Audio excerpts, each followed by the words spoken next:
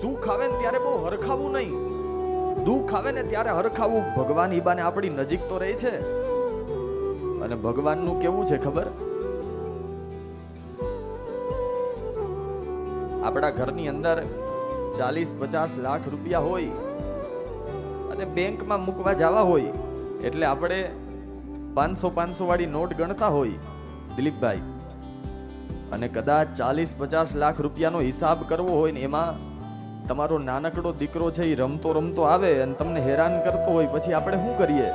કાં એકાદું રમકડું આપી દઈએ ને કાં એકાદું બિસ્કિટનું પેકેટ આપી દઈએ. છોકરાને રમકડું આપી દઈએ ને એટલે એ રમકડાથી રહીમાં કરે ને કાં બિસ્કિટનું પેકેટ દીધું હોય તો બિસ્કિટ ખાવામાં લાગી જાય, આપણો હિસાબ અહીંયા થઈ જાય.